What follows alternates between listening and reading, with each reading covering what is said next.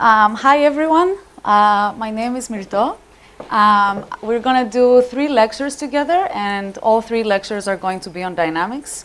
In fact, I think everything I'm going to talk about today at least has been entirely foreshadowed, so this is a very nice succession. We're basically going to try and put an empirical spin on everything that Professor Maskin was talking about.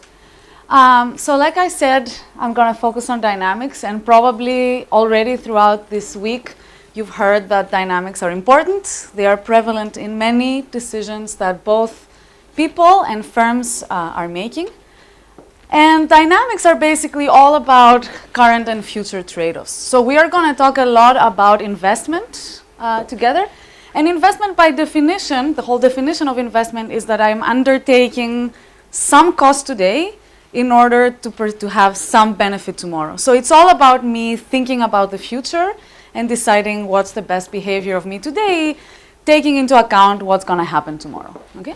Speaking of investment, the sort of one of the most typical dynamic problems that microeconomists have thought really hard about and microeconomists have thought hard about is basically investment under uncertainty. So I want to invest, I want to undertake an investment project, but I don't know exactly what's going to happen tomorrow. Information is being revealed slowly, and it makes sense for me to think about when I actually want to undertake this investment problem. So if I have expectations about the future, there is probably some threshold of information revelation after which I'm going to decide to undertake this investment. But crucially, I will think about the future and my expectations about what will happen in undertaking this investment, and this is exactly what creates dynamics. And thinking that we can seriously talk about investment without these considerations, at least to someone like me, seems sort of like a very bad idea.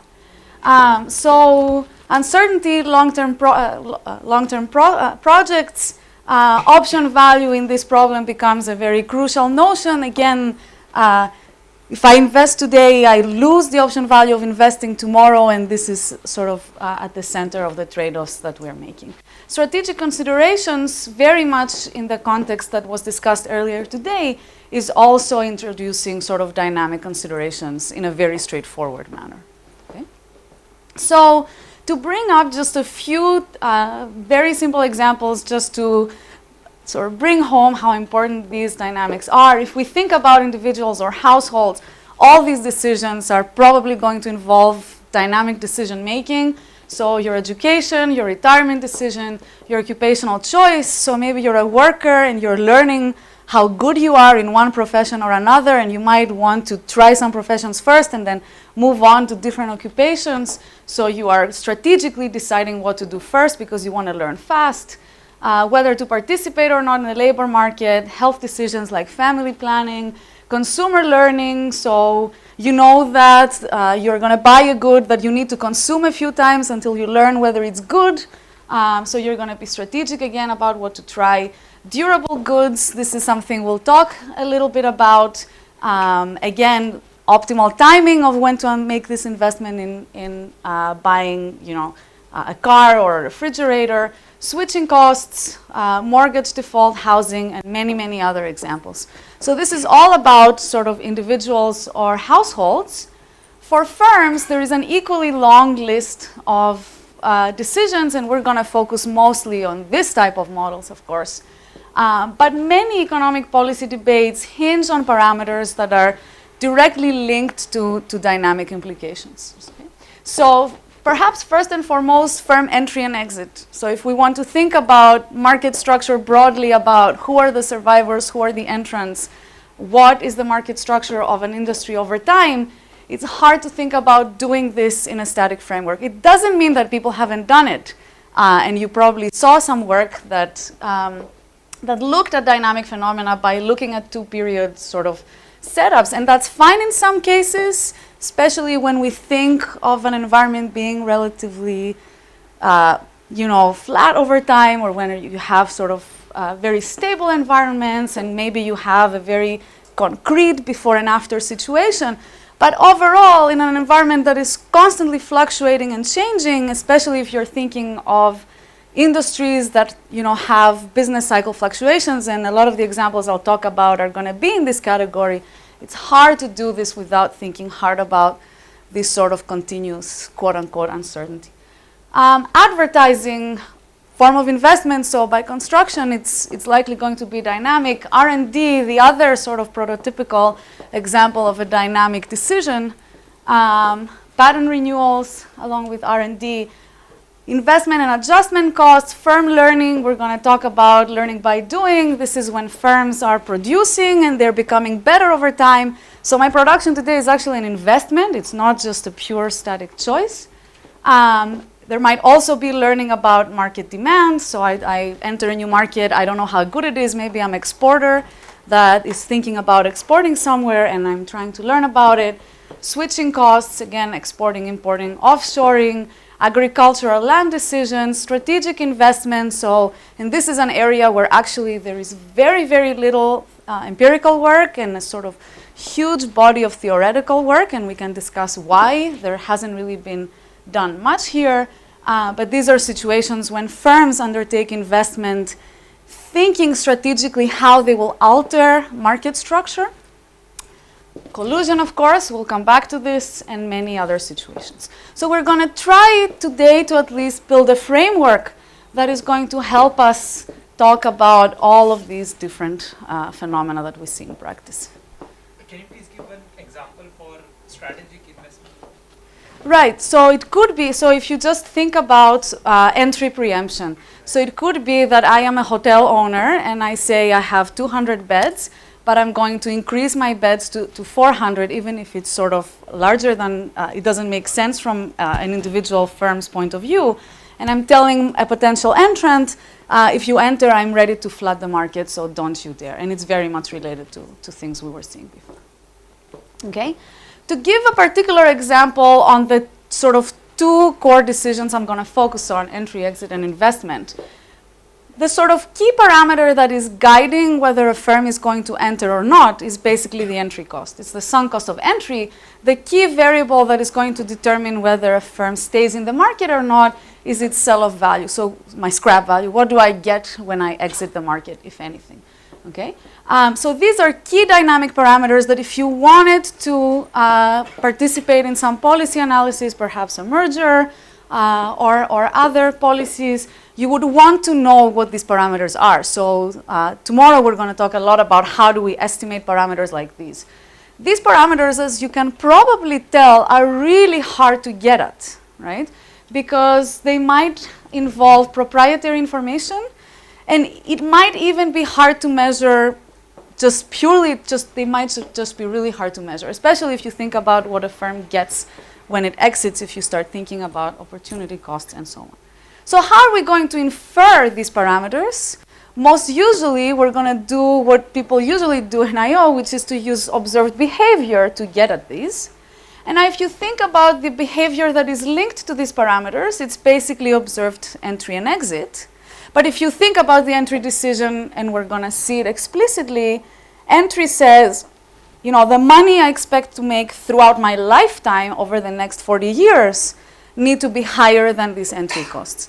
And so I need to be able to compute the expected money that I'm going to make throughout my lifetime. And so this has not been straightforward for a while, and it definitely suggests that thinking about the next 40 years requires dynamic considerations. Is it typical to assume that those parameters are exogenous and then you estimate them, or like is it common to endogenize them in models? Yeah, good question. So these parameters are most often considered exogenous, but I will show you examples where they react to market conditions. And it makes sense because maybe if a lot of firms want to enter at the same time, there are so many construction firms, and so they blow up entry costs. And the same for exit. And you'll see actually an explicit example of that. Same argument holds for investment. Again, when I decide to invest, I think about today versus tomorrow, and the same consideration needs to be done. In some industries, and this is what all of the previous lecture was about, competition in prices and quantities also becomes dynamic, right? And so a lot of empirical, it should say there, work on collusion is done within a static framework. But when we think about collusion in theory, it's done with a dynamic framework in mind. And so up to date, there is very little work on collusion with the full-on dynamic model empirically. So that's another area that a lot can sort of be done. Prices and quantities can also be dynamic if your future costs depend on your quantities sold today. So this is, again, learning by doing. We will talk about this or other types of adjustment costs. Or if demand depends on the quantity you sell today. So if I'm selling cars and a lot of people buy a car today, there is fewer consumers out there for me tomorrow, just a sec, so demand goes down. So if you think about durable good monopolist, he's going to think about how to time his sales. Experience goods, network externalities, inventories, capacity constraints, and backlog are all things that are going to make quantity dynamic as well. Go ahead. At least in the case of constructing a building, I know that there are works that estimate the construction costs. So, and this is typically a sunk cost. So, in this context, is it also a problem, or what is the problem? Estimating sunk costs. Oh, well, if you think that it's pure construction and you can find some estimate for that, then great. It's hard to think that it's purely building a factory that is part of your entry cost. In principle, you need to meet clients, you need to set up a base, you need to do marketing, and there are all sorts of opportunity costs. So it's hard to pin down one thing and measure it and say, this is my entry cost, right? Except unless there are some simple situations. So we're going to talk about shipping, we're going to see the prices of ships, and then great, we sort of know what you pay to enter. But this is rare, right? This is rare. Okay, so although dynamic models have been part of theory for a long time, empirical work wasn't born until relatively recently, so until about 10 years ago, I would say. All right? And this is partly because empirical analysis of dynamic games was sort of considered difficult both conceptually and computationally. And again, this goes back to the fact that in order to estimate some of the parameters we care about, we basically need to impose equilibrium conditions like we always do. And always these equilibrium conditions are essentially going to involve computing value functions, which can be hard. Okay? And multiplicity of equilibria is another problem that makes things harder. Right? So what we're going to do is first write down an empirical model of industry dynamics that is going to be very, very, very similar to what you just saw. And then for the next 2 lectures, we're going to talk about how to basically estimate this model, and we're going to see several recent applications of estimating a model like this. Okay? The main idea of the estimation that we're going to talk about tomorrow is going to be that we will be able to bypass computing the equilibria of this game when we are estimating its parameters. Okay? And you're going to see how we're going to do that. Okay, so today I'm going to talk about a framework for applied work on industry dynamics, and essentially I'm going to talk about Ericsson Peikes. It's going to be an interesting experience doing it with Ariel in the room, but you can address all the hard questions to him.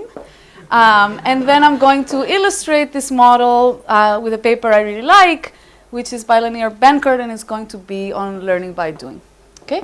Then tomorrow, this is going to be tough to do everything, but we're going to do it. So we're going to talk about how to estimate this model. We're going to talk about 2 related methodologies, the so-called BBL and POB. And then we're going to talk about some applications.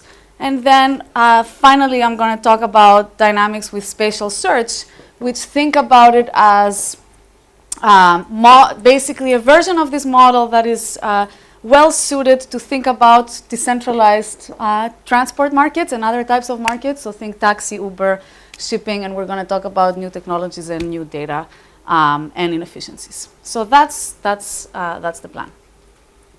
So I'm going to start with maybe spend 2 or 3 slides and not talk about games, but rather lay out setup that basically has been used in macro I/O and throughout. We're just going to start with a single firm that is thinking about investment, just to set up the stage and talk about states, actions, payoffs, and so on.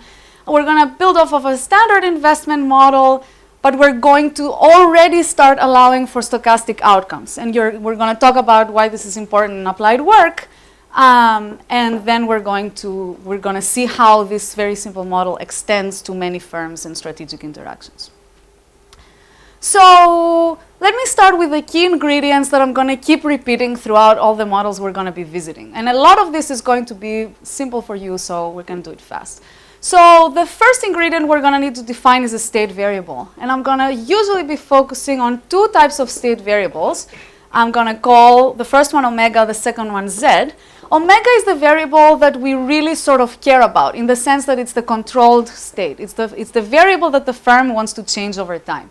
So it can be your stock of knowledge, advertising physical capital, it can be some resource that you're exploring, and you're basically choosing an investment to achieve better states omega.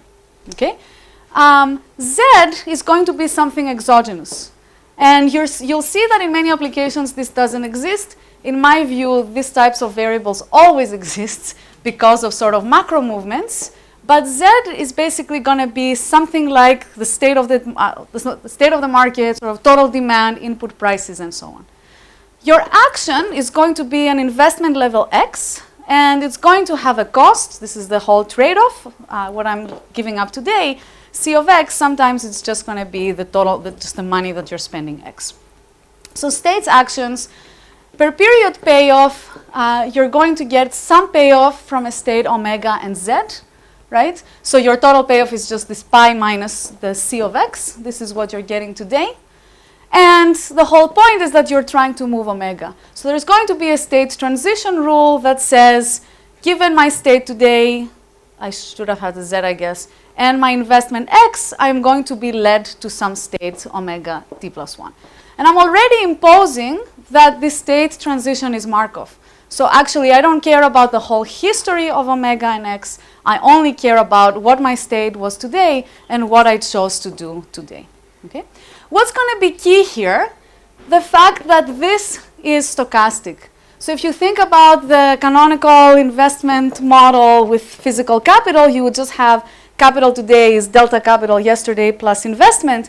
Here we are saying that there is something stochastic about this investment that I'm making. So I'm investing something, think about R&D, I am going to be led to a better state tomorrow with high probability. And the more I invest, the more likely I am to be led to a better state tomorrow, but nothing guarantees that this is going to happen. And we're going to see in a little bit that this type of assumptions are crucial in explaining data, because you're going to see firms doing exactly the same thing at exactly the same state, perhaps, and they will have a different outcome. So in order to explain that, we actually need a stochastic nature of this process. Again, Z is exogenous, so it doesn't matter what you're doing or what your omega was. This is just aggregate demand, input prices, and so on. What does the agent do? The agent is choosing a sequence of actions X in order to maximize his expected discounted stream of profits. So he's just saying, okay, I wake up with state omega 0 z 0, and I want to maximize the infinite discounted sum of profits, taking expectation over the transitions that we just saw about the way that omega is evolving over time. Right?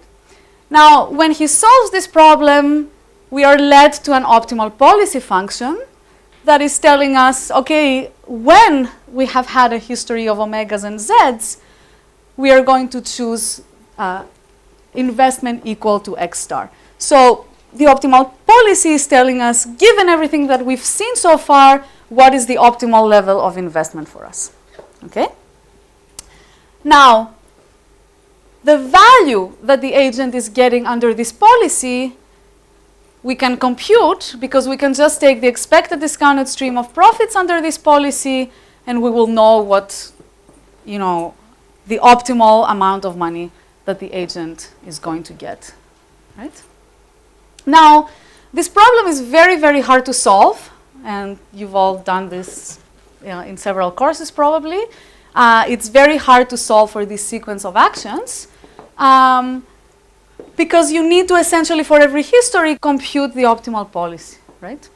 Luckily, we don't have to solve this problem because instead of solving this problem, we can turn it into a recursive problem and solve the Bellman equation rather than solving the sequence problem. And we know that under appropriate conditions, these two problems are going to be identical. Okay? So what is the Bellman equation?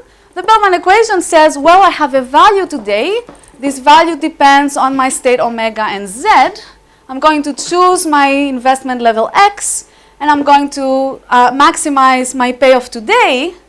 And then after tomorrow, I'm going to get the same value starting at the state tomorrow. Of course, I don't know what omega t plus 1 and z t plus 1 is, but I can take expectation over it given current omega z and current investment x. Okay? So this problem is much simpler to solve because now I don't have to find a sequence of choices. I need to find this solution once. And the way we're doing it is essentially through a fixed point that we're going to solve to obtain both the value function and the policy function. And just to make sure this is clear to everybody. This is something that we all know. Okay? It's intuitive. It says that the value today is my current return plus the expected discounted value of tomorrow. Okay? Good. So this was sort of the single firm example, the optimal investment problem. And this is a problem that we essentially know how to solve. We know that under conditions it's going to have a unique solution, and it's something that we can do. And it's something that I want you to keep in mind because tomorrow I'm gonna basically start with this and tell you how we would estimate this and then move on to games. Okay, so now what happens when we have an oligopoly rather than a single firm, right? So in theory, it is rare to get empirical predictions even when models are fairly simple, right? And when we do get empirical predictions or forms of predictions, and we talked about this morning, models are going to be simple, too simple for us to take them into a sort of real world of firm heterogeneity, and we know that firm heterogeneity in practice is very rich. So let me be precise about that. To sort of capture empirical regularities that we see, it is really, really crucial to allow for two types of phenomena. The first one is that you need to allow for a lot of firm heterogeneity. So we've known for probably more than 40 years now that a sort of prototypical I/O fact is that we actually see simultaneous entry and exit of firms, right? Which is interesting because it means that even if there is a common business cycle with demand sort of booming and busting over time, there are some firms that grow and there are some firms that shrink, which suggests that firms are heterogeneous. It might sound completely obvious, but remember that in a lot of macro and trade models, this is still assumed away, okay? But it's a fact of life. Firms are very, very heterogeneous, and we're going to need to allow for this type of fact. The second fact, which of course is perhaps more obvious, is that there is still a positive correlation in the fortune of firms. So obviously, still the overall cycle is still going to matter. Okay, so we're going to need both sources, we're going to need to have a model that is able to explain both of these things. Okay? So the framework we're going to talk about is going to track an oligopolistic industry over time. And the framework delivers no analytic results. Okay? So just about anything can happen. You can forget sort of having something elegant in the sense of being able to sort of have a direct intuition about what's going to happen in equilibrium. But it's going to prove extremely useful as a tool and very amenable to a sort of wide range of phenomena that we can deal with empirically. Okay? So that is going to be our goal. So I'm going to specify the state space, the action space, the timing, state transitions, payoff functions, and then the notion of equilibrium. Okay? So, and then we will have defined our model. Okay? So again, this comes from Erickson and Pekes 95. There's going to be two groups of firms. There's going to be a group of incumbent firms, and then there's going to be potential entrants. Incumbent firms are going to decide whether to stay in the market or whether to exit. And if they stay in the market, they will decide on an investment level. Okay? Potential entrants are going to decide whether to enter the industry, and if they decide to enter, they will decide how much to invest. And potential entrants, if they don't enter, they're going to perish. So we're not going to think about the problem of when do I enter a market? I am sitting out there and I'm waiting until the circumstance is right for me to enter. Okay? And finally, firms are going to compete in the product market with some form of competition. And we're going to be fairly general about what this is, and we're going to be fairly general about what investment is in principle, even though today I'll give you an example. Okay, so what is the state? The state, and that's crucial, it has to be everything that you think matters, okay, and that you observe, obviously. Okay, so anything that you think is relevant for this firm, for its profit, is going to have to go in the state of this firm. And I am stressing this because empirically, if there are states that you know are important and you're ignoring them, we're going to see tomorrow that you're going to be in trouble. Okay, so it's important to sort of be clear about what it is that's important here.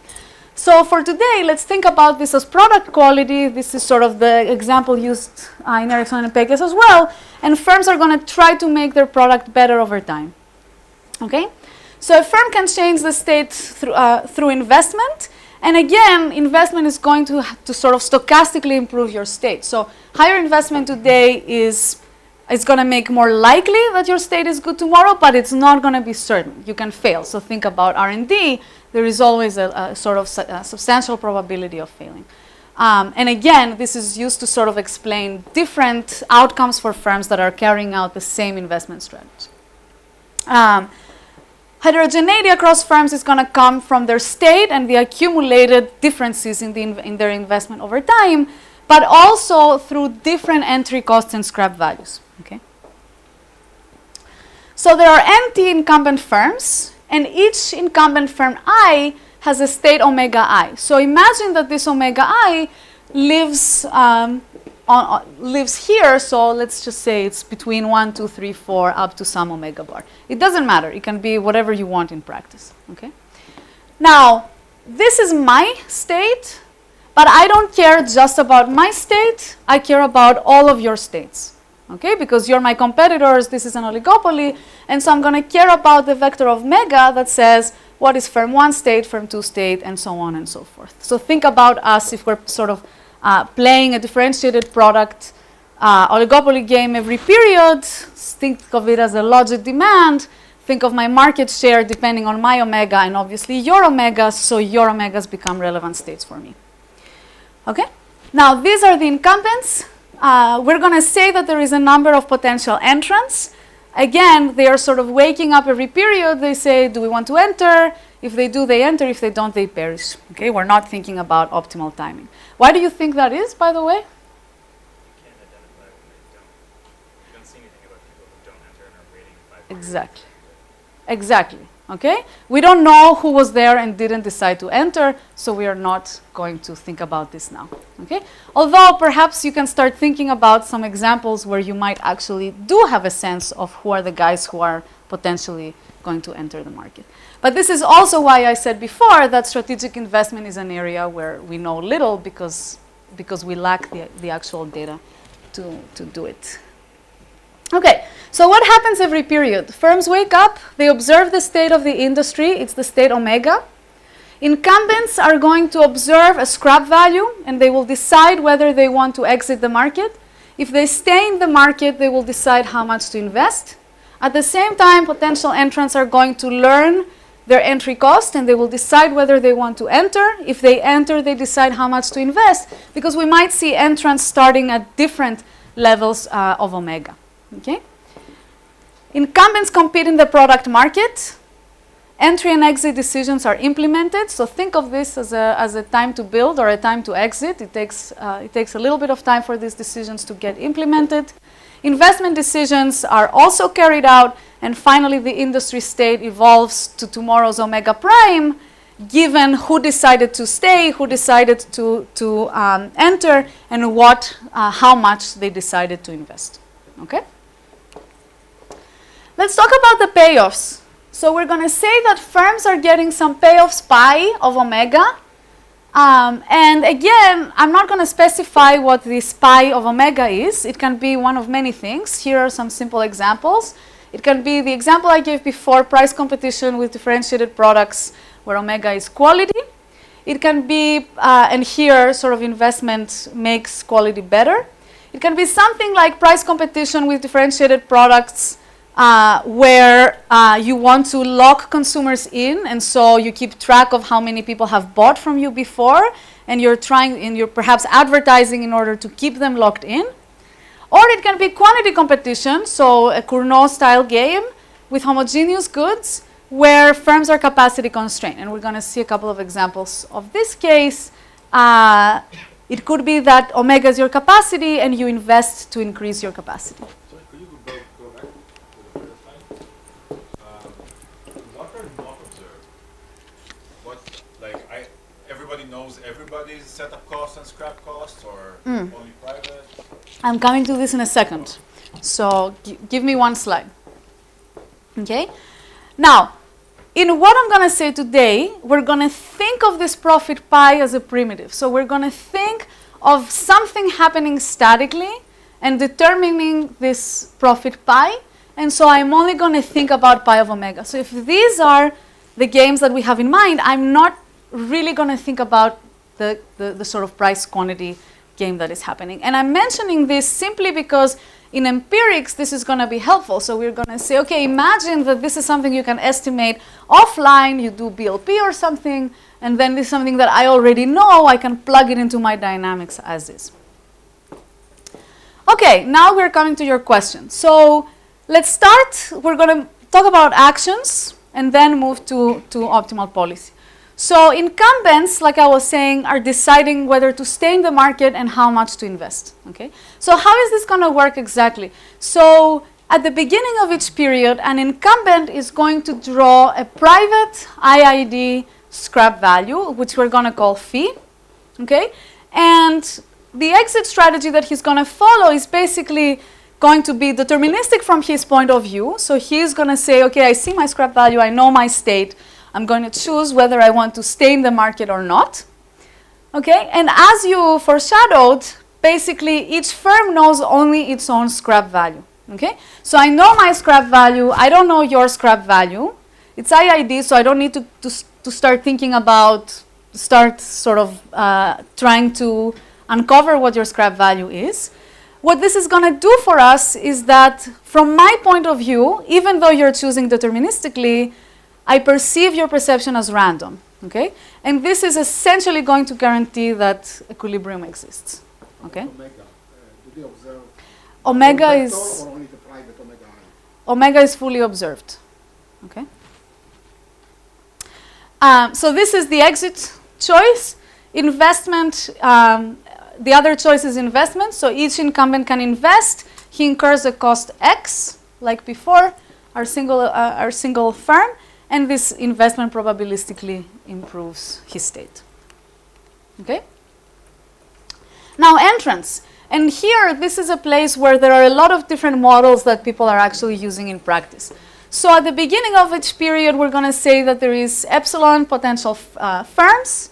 Each of them, similarly to the exit choice, is going to choose is going to observe a private entry cost. And based on that entry cost, it will decide again deterministically whether it wants to enter the market or not. Okay? If he doesn't enter, he gets nothing and perishes.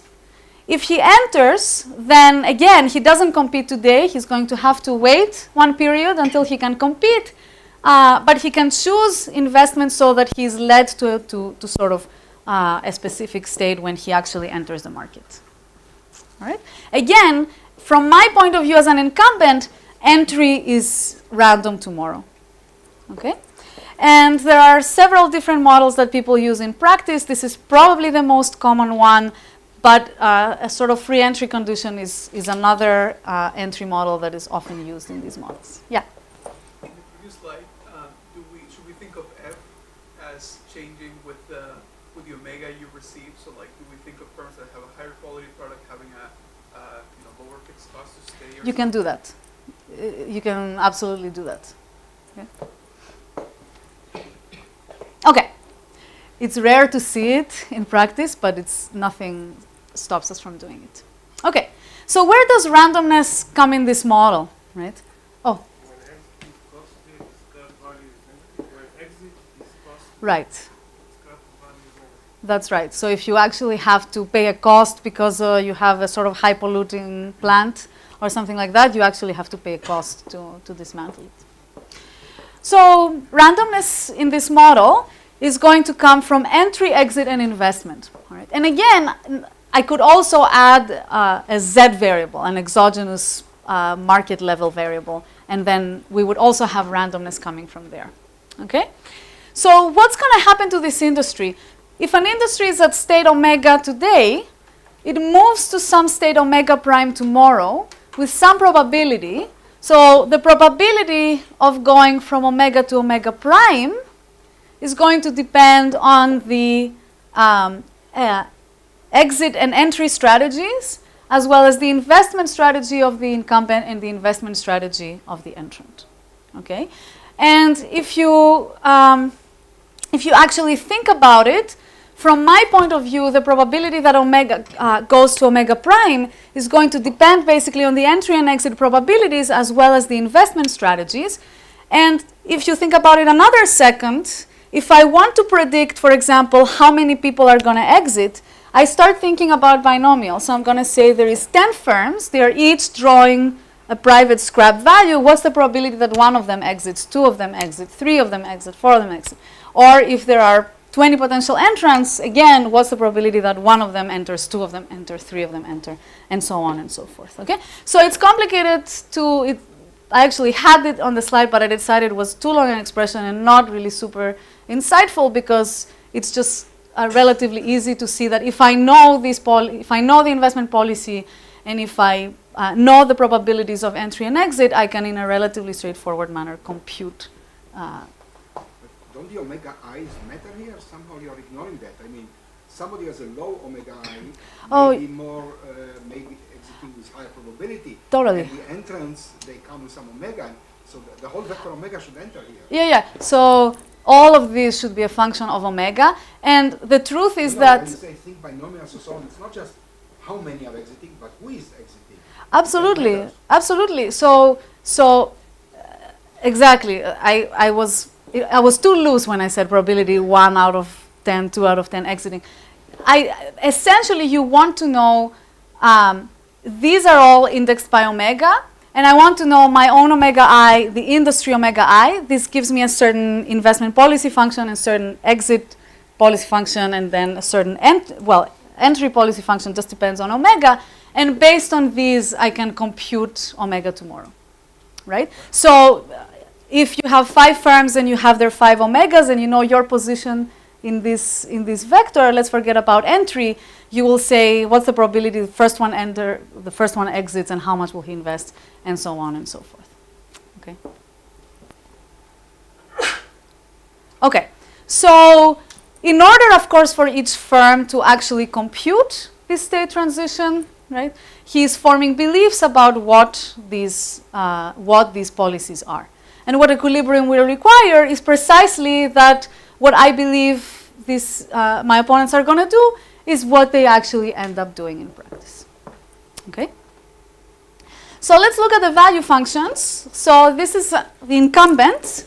The incumbent sees a state omega and a scrap value phi that is particular to this incumbent I. And again, it's IID, so it's not really an interesting state variable, but at this stage I've seen it, so I'm conditioning on it.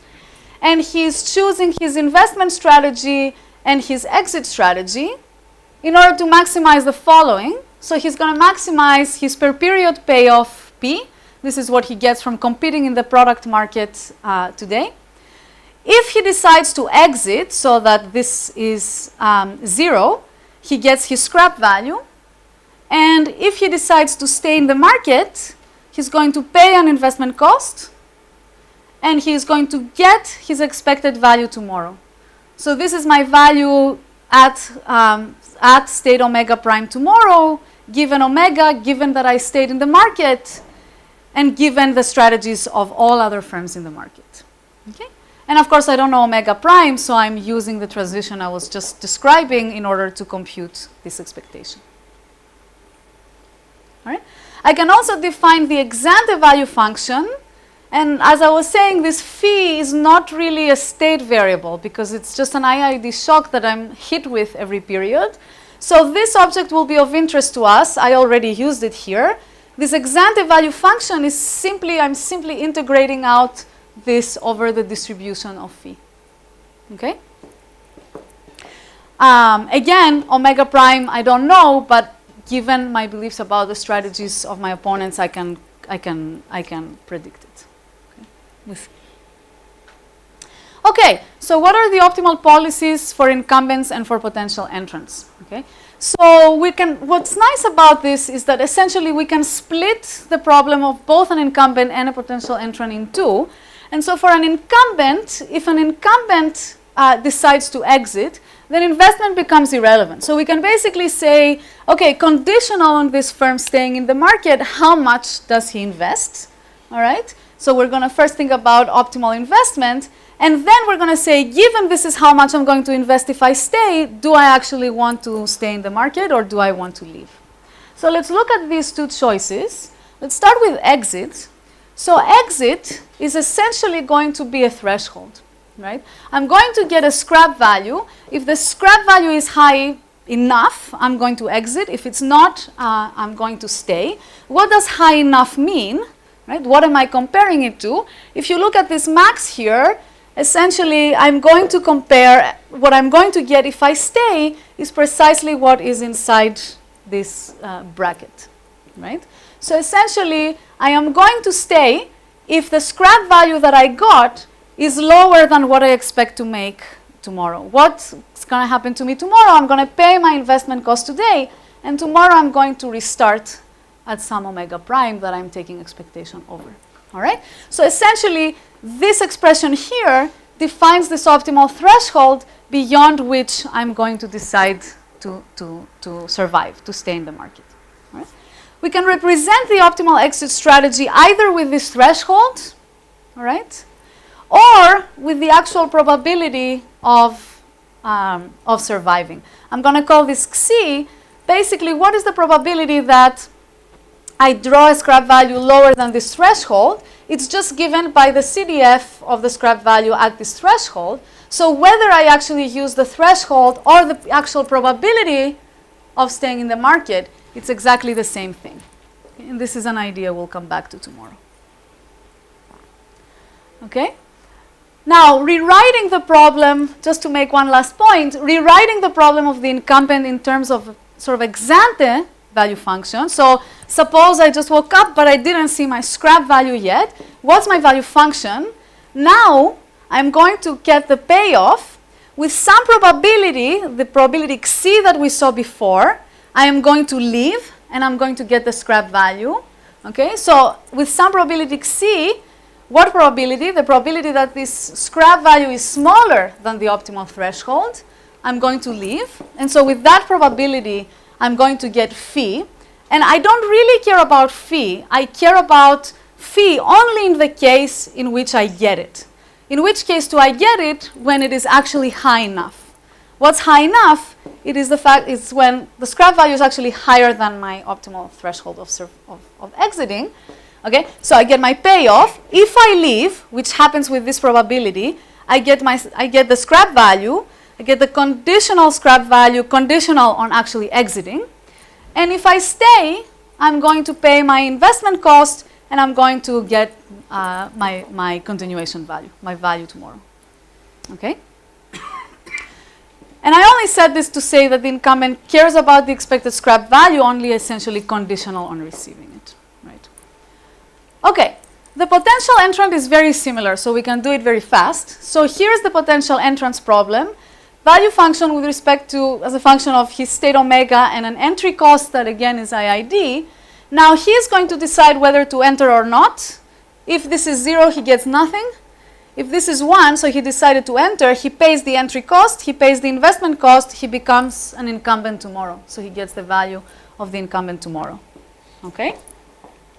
We can again break up the problem into two. So the incumbent can say, okay, if I enter, how much will I invest? This is going to give me optimal investment. And then he's going to say, okay, given that, do I actually want to enter the market? Right? So just like with the exit problem, the incumbent is going to have an optimal threshold. He's going to say, I'm going to enter if the entry cost is low enough, which means that, again, there is a value phi star such that if the entry cost is lower than that, I enter the market. What's this phi star value? Simply the two terms in this bracket here. This is what I get if I actually get enter the market. I pay my investment cost. I become an incumbent tomorrow. And just like before, we can represent the optimal policy either with the entry probability, okay, or with the actual threshold, optimal threshold of entry. Okay. Why do we sort of insist on this? Because already you see that this is something that we're going to see in the data, and it maps us immediately to these optimal thresholds. This is straightforward. And then from here, we are going to move to the parameters of this distribution here. But this is going to come tomorrow. Okay? And again, we can rewrite the ex ante value function. Again, with some probability, I'm going to enter the market. I'm going to pay an entry cost whose expectation I can compute conditional on entering the market, pay my investment cost, become an incumbent tomorrow. Okay? Clear? And that's basically the agent's optimal behavior for both incumbents and potential entrants. So, equilibrium. So this again is going to come from everything that we talked about this morning. We're going to focus on stationary Markovian strategies. Okay? These are essentially going to specify an action, in our case, entry, exit, and investment for each state, omega. Okay?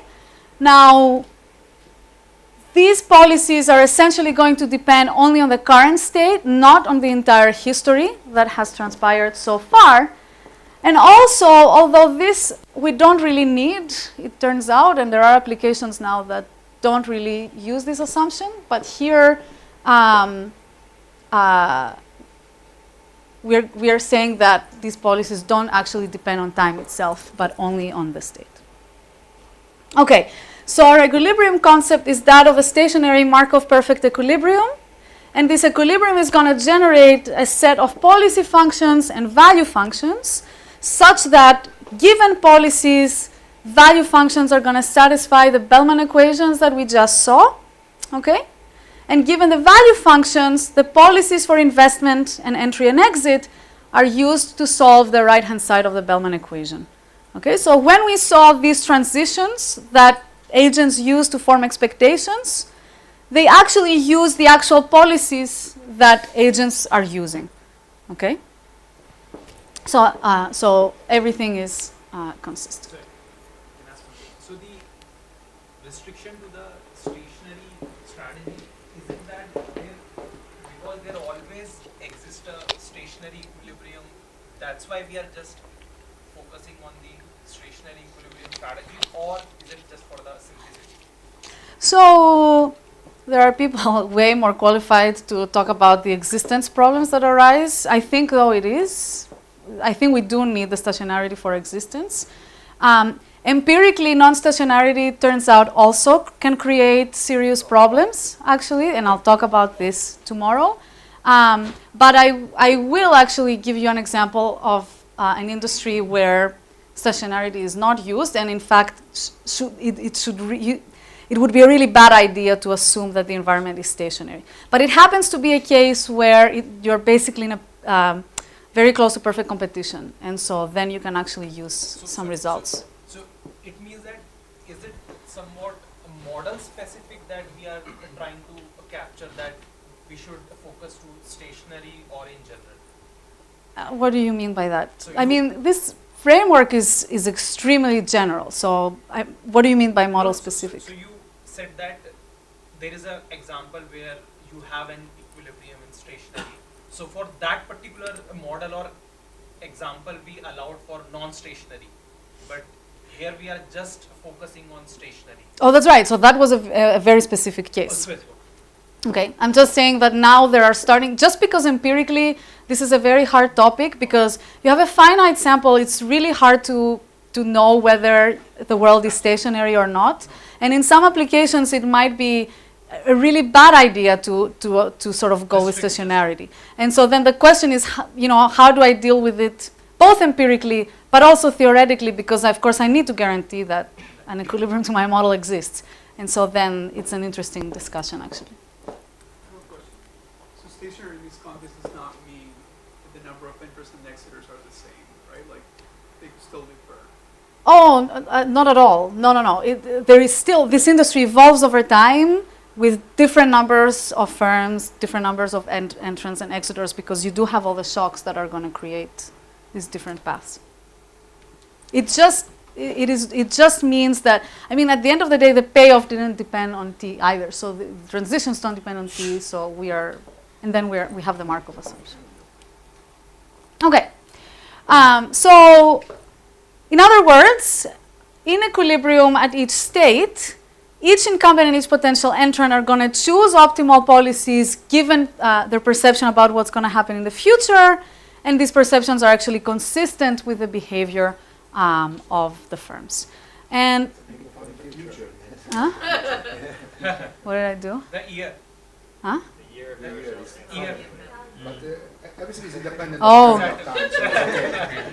I actually threw a glass of milk on my laptop, and the number one is really, you might see many ones being wrong, actually. So existence comes from these papers, and we don't have anything about uniqueness.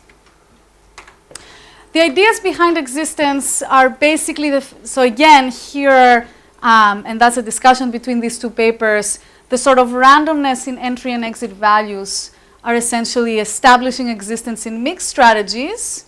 We need some more conditions to get pure investment strategies to work. And so this is some properties of the transition functions. And then the main idea of the proof, at least in the Dorzelski-Satterwhite paper, it looks like it's copying a lot a single agent Bellman problem. So you're saying conditional on my competitor strategies. The first problem, each firm's problem is a single agent, standard dynamic programming problem, contraction mapping, so we can have well-defined best response functions, and then we want to show that there is a fixed point in the firm's best reply correspondences, just very, very, very roughly. Okay, I want to say two things before moving to an illustration. So I wanted to say something about symmetry from the perspective of somebody applied. Okay, so here we are focusing on symmetric equilibrium, and the entire model is actually symmetric. Here, what this means is basically that if you and I have the same state, we are essentially going to do the same thing.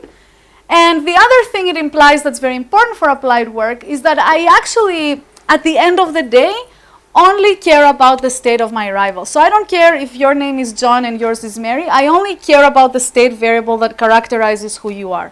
All right? And this has actually several computational benefits, because suppose there are only 3 states and 100 firms. The way I define the state, you would have 100 numbers as your state variable, because you would need the state variable of each firm. But in reality, if there are 3 states, I only want to know how many firms are in state 1, in state 2, and in state 3. Okay, so in some situations, it can sort of have computational benefits. In some sense, as an applied person, it's hard to think about asymmetric equilibria, because as I said in the very beginning, I want to specify what the relevant state is. If there is something that you're acting on and I am not controlling for it and I'm not using it in my model is misspecified. So if I really think there's something important that you are using, an important characteristic that I'm not really conditioning on, I might be losing something very basic. Okay? That's the one thing I wanted to say. The other thing I wanted to say, which relates, I think, nicely to the discussion this morning, is the payoff relevant states.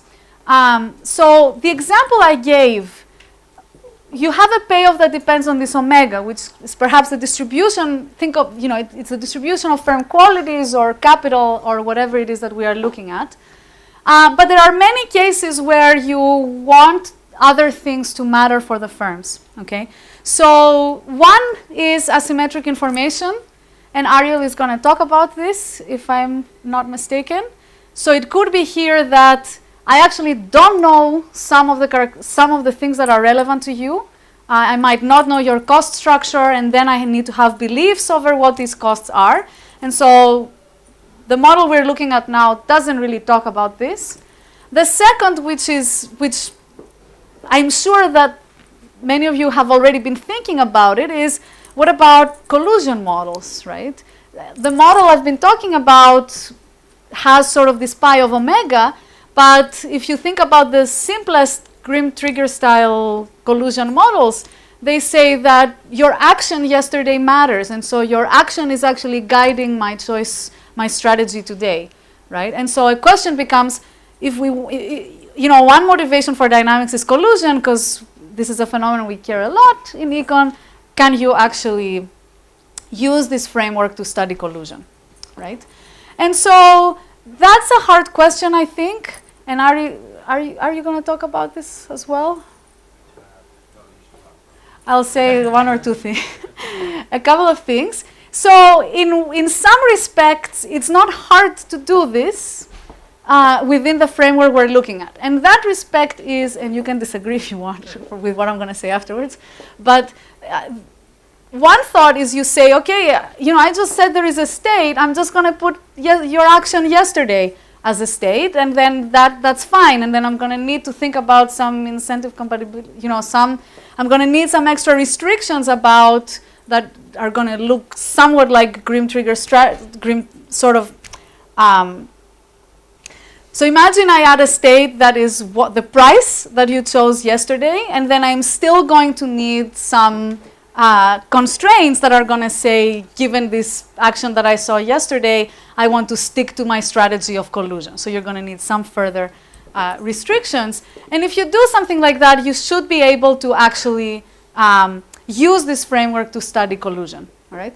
Now, that said, it's hard to know what type of strategies firms are actually using when they're colluding. So does it make sense that they would be using a Grim trigger strategy where they say, if you collude, if you stuck to the monopoly price yesterday, I'm going to stick to the monopoly price, but if you didn't, I'll revert to Bertrand forever? Or do they actually use way more complicated schemes?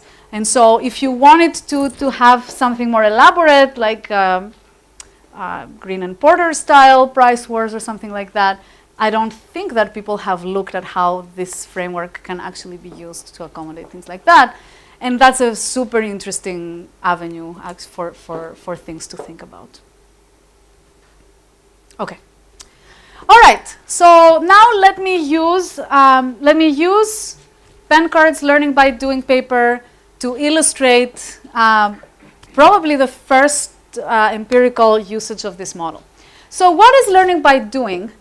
As the word suggests, it means that firms are basically, they're learning by doing, they're becoming better over time at what it is they're doing. So I'm producing, and the more I produce, the lower my costs of production become. Okay? So rigorously speaking, this is saying that my cost function, normally it would be like this. It would just depend on my quantity produced today. But actually, it depends also on my experience. Okay? And my experience is something like my past cumulative output. So the more I've produced in my lifetime, the more productive I am. And the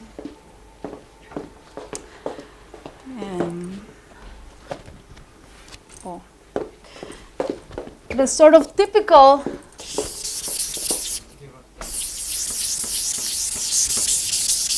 I wanted to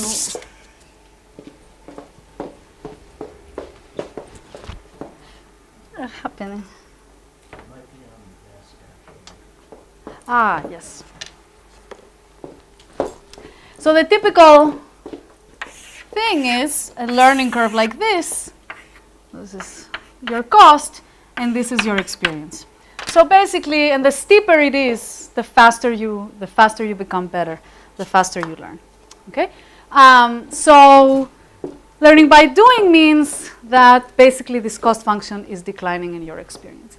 And this learning curve, there's a sort of old empirical literature that looked at military ships where during World 2002, in the US, people documented, very, very steep, very striking learning curves. And then there is even some recent work trying to think about what could be confounding it. Okay.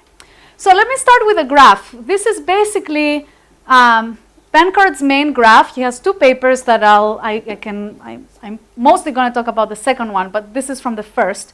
And what he did was basically collect a data set that honestly sort of killed the literature afterwards, because it was so good that then people thought it was really hard to identify learning by doing with any other sort of data that was not as good as this. So what did he observe? He basically saw, this is airplanes. He found somebody at Lockheed who gave him the man hours that were expended on every single airplane that was built throughout the lifetime of a particular model, the L1011, right? And so he plots this graph, and it's almost the whole first paper. So what do you actually see in this graph?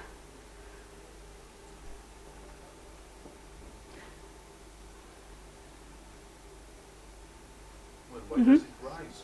Why does it start rising? You went straight to the second striking thing. Okay, great. So up until here, it looks exactly like a learning curve. Okay, so the first thing that you see is that there really is a steep learning curve. All right, and that's really nice. It's consistent with what people documented in military ships. But then you see it rising. So what do you make of that? Amortization of learning. Huh? Amortization of learning. So you have to keep like 400,000 man hours to keep on the same level.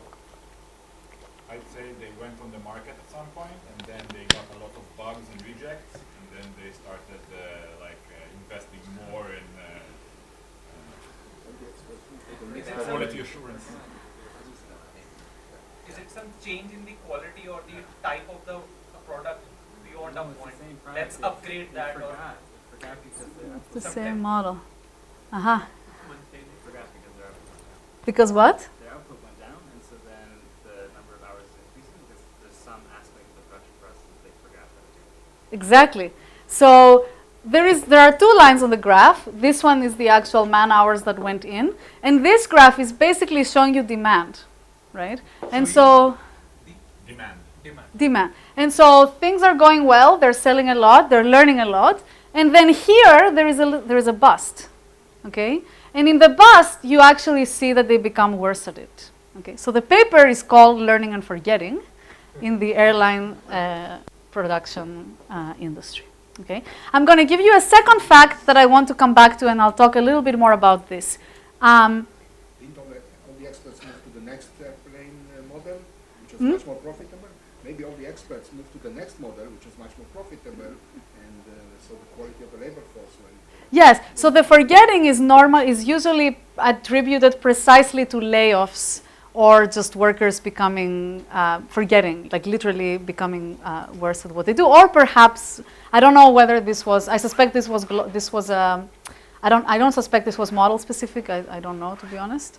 But if it was model specific, it could be also what you're saying. L1011, right? It's just one airplane model, right? Yeah. One specific one.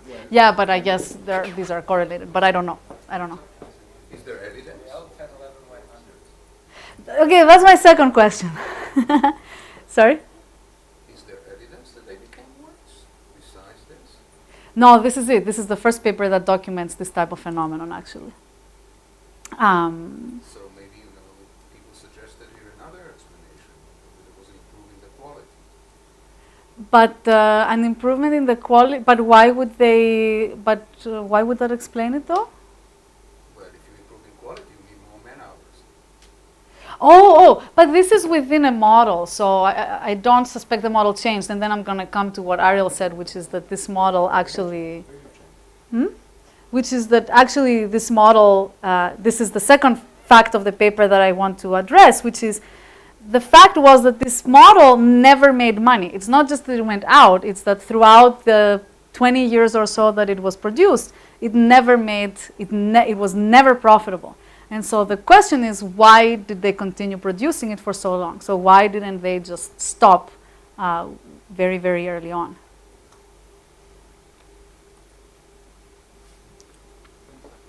There are Huh? long-term contracts in the aviation industry. The contracts are very long-term, 10 years ahead, no, something. So maybe they're costing. I don't know.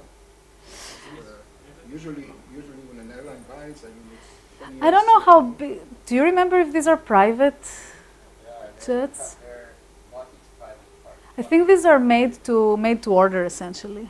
Lockheed is mainly a military aircraft producer. This is not military. This is commercial. No. This is commercial. Actually, so this is commercial, but I think they're small private. You were going to say something? Louder. I'm sorry. Negative is scrap value. Yeah. Did they provide the reason or explanation of this, like why it has increased in the paper, or is it just the observation they have made? Well, the explanation is forgetting, is that learning actually depreciates, and you'll see the model in 1 second. Maybe they kept producing because they thought that the curve would grow even lower, but it didn't. Exactly. So their expectations were there was an option value that things might become better over time, and this option value, just like we were saying early on, means that these guys actually were happy to keep producing this plane until at some point the option value crossed the scrap value and they decided to exit. Why this is important? A static model would never give you that. Okay? The static model would say you lose money, you get out. It would never explain that. Okay? And this is why this paper nicely illustrates the role of dynamics. Okay, so let's talk about what he's doing. So this comes from 2 papers, and actually both are really nice, but the relevant for us is the 2004 one. So both papers analyze the dynamics of aircraft production, and they revisit the learning curve. And what's interesting, speaking of military production, is that, as I said, most of the evidence was on military production. And if you think about it, the military world is very specific because you get procurement contracts from the government, demand is very well defined, it's relatively stable within at least certain amounts of time. It's very different from commercial aircraft production where you have competition and you have uncertainty. So he actually wanted to focus on this case. So in the first paper, he documents this phenomenon, which he calls organizational forgetting. And he also talks about spillovers across planes. So do I actually learn about one model from building another model? All right. And there are some interpretations. The one he focuses on the most, like I was saying, is basically job turnover and institutional sort of labor regulations on firing and hiring. If you talk to shipbuilding is very similar in that respect of learning by doing, and talking to sort of shipbuilding managers in factories will tell you exactly the same story. Workers just become really good really fast when they build the same ship over and over, and in a bust they really sort of lose experience. We have to fire them, we have to hire part-time people, and there is a loss. So the first paper, just to mention, basically estimates the extent of this phenomenon of forgetting and depreciation, as well as spillovers. And then the second paper, which is what I'm going to talk about, basically nests this in a dynamic model to study learning by doing and its implications for an oligopoly. So the paper is a dynamic analysis of the wide-bodied commercial aircraft market. There's learning by doing. As firms work down their learning curve, they might be willing to price below marginal cost to become good at what they're doing.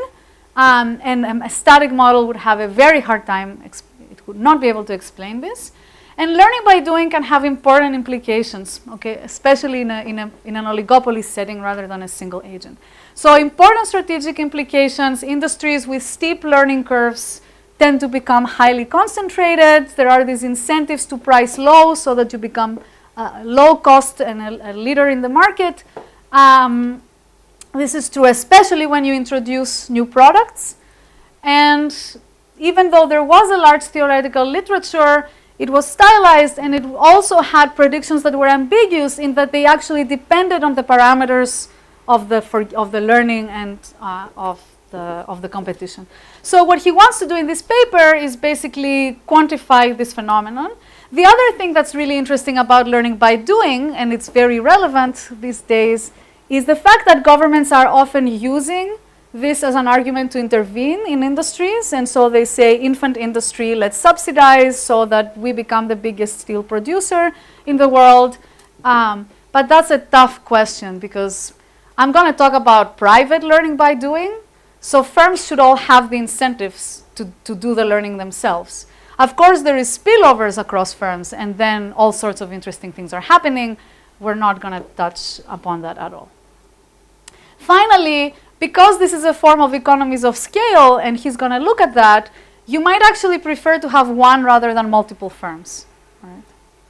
Okay, so he's going to write down a model. It's going to be an Ericsson-Pekes model, just like the one we've been talking about. And the goals are to test the predictions of theoretical models. To do that, he's going to estimate all the primitives of a dynamic oligopoly model, and he's going to compare the data to this model. And then he's going to ask whether a dynamic model can explain the patterns that we see. Okay, so how can he explain price behavior? Should a rational firm had actually stopped producing this model, or did it make sense for Lockheed to continue? And then he's going to think about optimal policy. Okay? Main findings, because in the end I'm just going to show some graphs. A static model would not be able to justify production, or why firms pay the entry costs. Markups are not consistent with single agent optimization, but with oligopoly. Markups, the sort of model markups that he estimates are close to observed. You'll see I think I have kept the fit. It's okay, it's fine. The nice things are these. So he can explain the pricing patterns that we see. So you will see that he will be able to replicate Lockheed prices and profits. And using this argument that the firm anticipated success that actually didn't happen, his model will be able to generate the fact that some firms at times will never make money throughout their lifetime. He finds that the market is actually quite efficient, so the social planner would do a little bit better, but not dramatically, about 10%. And he also finds, finally, to the natural monopoly question, he finds that basically a monopolist would actually lead to substantial efficiency losses. Okay, so let's walk through what he's doing to sort of map it to the model we were talking about. So time is discrete, horizon is infinite. There is a number of incumbent firms, and each firm produces a number of products. So this is going to use a BLP style model. So each firm is going to have a set of products, JI, that it produces. And for each product, and now you're going to see how dimensionality in these models can become sort of a real issue. Each of these, for each firm, it's going to have a state omega IT. And what is this state going to be? For each of my J products, I want to know my experience for this product, the type of product, and the quality of the product. Okay? So if I have 10 products, I will have 10 experiences, 10 types, 10 qualities. And then, of course, I'm going to need the industry state S that is going to put together all these states for every firm. And he's also going to keep track of aggregate demand. Again, to explain forgetting, we are going to need these aggregate fluctuations. So we're going to need this exogenous state as well. And the learning is going to affect both the quality and the cost? Just the cost. It's when we stochastic the quality? Yes. You'll see in a second. Okay, so let me tell you a couple of words about each state. So the experience of a firm is going to look like this. Basically, think of it as past cumulative output and experience today. Sorry, don't think about it as past cumulative output. Think about it like this. So my experience today is basically my experience yesterday plus what I produced today. If delta was 1, it would be my past cumulative output. But forgetting says there is depreciation. So what I produced yesterday and the day before matters a lot more than what I produced 10 years ago. Okay? The product type can be small, medium, or large, and the type is basically capturing several characteristics of the plane, like how many seats, what's the length, and so on. And the type is fixed. So this thing, of course, a small plane cannot become a large plane, so this stays fixed. And Xi is the product quality. Think of it just like a BLP Xi, reliability and so on, and it's going to evolve exogenously as a first-order Markov process. Okay? What happens every period? So in each period, each active firm wakes up, it observes a random scrap value of its product, which we're going to call phi again. Active firms are deciding whether to exit or not for each product. So you might decide to drop some products and keep some other ones.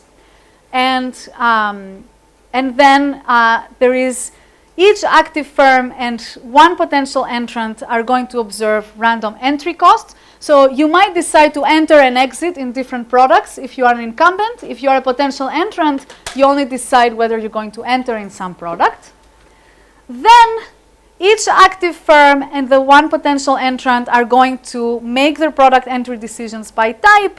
New products enter with no experience, and their production begins the next period. And then finally, production decisions. Notice production decisions are dynamic. So we have 3 dynamic choices: entry and exit by product and production. Why is production dynamic? Because it affects my costs tomorrow, so it affects my state. Okay. So they make their production decisions. They affect their these affect their current profits, and they affect their experience in the future. Okay? So what are the choices? Just to recap, for each incumbent, he has an exit rule for each of his products.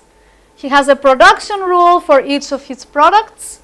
And he has an entry rule for products that he's not already producing. Okay, so he has one for small, medium, and large airplanes.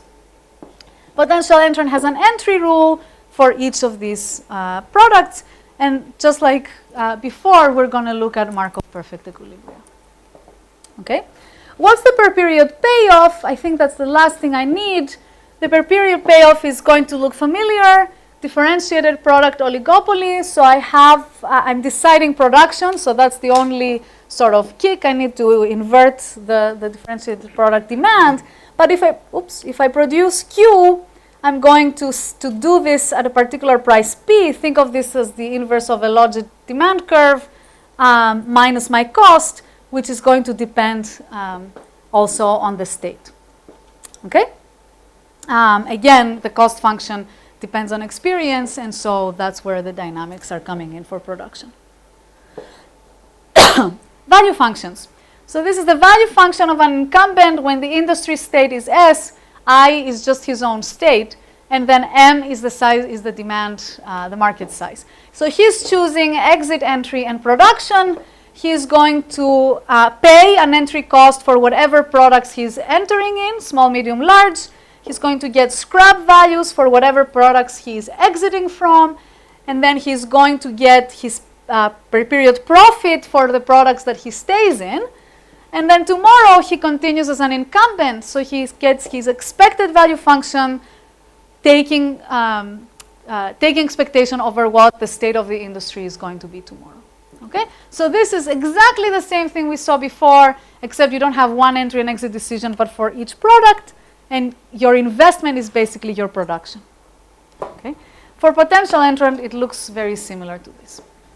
Okay, so this paper is very bizarre in that it's not going to estimate this model, and you're going to see that basically it's interesting because we had the Eriksson-Peikes work. Then there was work on how to compute Markov perfect equilibria, and then 10 years later we started talking about empirics. This paper is very special because it will not use the dynamic model to actually estimate the parameters. Okay, so we'll talk about this tomorrow, but let me tell you what this paper does. It's very nice in some respects and very crude in some others. So the cost function is really awesome because he has this great data. So he's going to use his previous paper, the Penkar 2000 paper, to basically estimate the cost function. And we don't have time to talk about this, but it's basically coming from the graph that we saw before. That's how he's going to estimate delta and the entire cost function. Okay?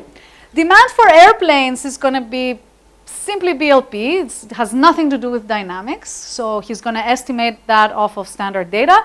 Although if we had time, we could discuss whether the static demand is a good idea when your customers are basically airlines. We also have demand state transitions. This is fine. He's just going to use market size, and he's going to estimate a sort of think of it as an AR1 model for how market size evolves. And I'm missing one bullet almost strategically, which is entry and exit costs, because these are going to be calibrated basically off of data that the manager at Lockheed gave to him. All right? So the crucial parameter that I've been talking about, that we really care about, that we're going to talk about how to estimate it tomorrow, is coming off of a calibration exercise. And this might be perfectly fine for Lockheed, but he's going to use the Lockheed data to extrapolate to all the other firms. Don't get me wrong, the paper is still amazing, but this is still an issue in that the estimation is not an actual estimation. Gregor? Up to this point, are we using the fact that we have multi-product firms rather than single-product firms competing in any way? It seems like given that cost functions and product markets are entirely product-specific, does it matter that these are multi-product firms? Well, so your payoffs, you're right, there are no real complementarities in the cost function. In the demand, yes. So in the demand model, you are a multi-product firm, and so when you produce, like your markups are gonna change. But the spillover aspect is missing. Oh, I did have a slide on this. So no, I didn't. No, sorry. Okay. So what do we find? At the entry of a new product, introductory pricing is significantly lower than static marginal cost. Okay, so it's in fact 30 to 80%. Okay, this goes back to the point of static versus dynamic. Introductory price cost ratios are lowest when there are more competitors in the market, when incumbent products, when the incumbent's products are of higher quality. Okay. And when incumbents are further down their learning curve. So this is very, very intuitive. All right? And he can also explain the puzzle of sort of the fact that aircraft prices are very low, given how concentrated the industry is, through the lens of the dynamic model. So this is the bullet point I had before. So basically, we are looking at the ratio between the price and the marginal cost. And you can see that essentially we are plotting it against how good your competitors are in quality and how experienced they are. So when your competitors are basically very low quality and very inexperienced, your price to cost ratio is very, very high. When they are really experienced and their quality is really high, then you're in trouble. You're forced to price very, very low. Then he does these 20-year simulations, and these are really interesting because he basically shows that costs are following their learning curve shape, but he's also going to show the sort of fact that firms can lose money throughout their lifetime, and he's also going to show that sort of the entrants have elevated initial prices because, so if you're the first firm to enter or one of the first, then you tend to have a much higher price because you have few rival firms or you don't have rivals that are actually very experienced. The previous slide, your price was always below cost. Yeah. Always pricing below your cost. Seems like the firms would. For a small, so this is for a small aircraft entrant with 3 equal rivals. So, Okay, there are other firms. yeah, exactly. Okay. Just to follow up on that, so we do see cross subsidies. Cross subsidies? What do you mean? Like I'm using my profits from one plane to price below marginal cost on another plane. So Oh, that's interesting. Doesn't the previous slide imply that, or is it? Can all this be coming from some investment? No, I don't see why a single product firm. I don't see why you could still not get that a single product firm would in principle lose money entirely For the whole time. because of the argument that we were talking about. Because they're wrong in Yeah. their Yeah. expression? Yeah, this is an idea we'll come back to actually. Okay, couple last graphs. So these are long-run simulations of cost curves. You see exactly the learning curve over time and how it stabilizes after a number of years. These are prices. So prices are also following, they are really guided by the shape of the marginal cost. And then this is the nice one. These are basically profit simulations. You see that most firms, so all firms start losing money. Most firms are actually making it into profitability, but there is the odd guy who actually is always under. Okay. In this case, the Lockheed 1011. The last thing he does is he basically compares the market to a planner. He finds the planner increases welfare by about 10%, but consumers are much better off. So there are distributional impacts. So consumers are much better off than the planner, and producers much worse off. Finally, planner would produce actually a lot more on average. Okay, so that's all I have. And then tomorrow we will discuss how to basically estimate this model.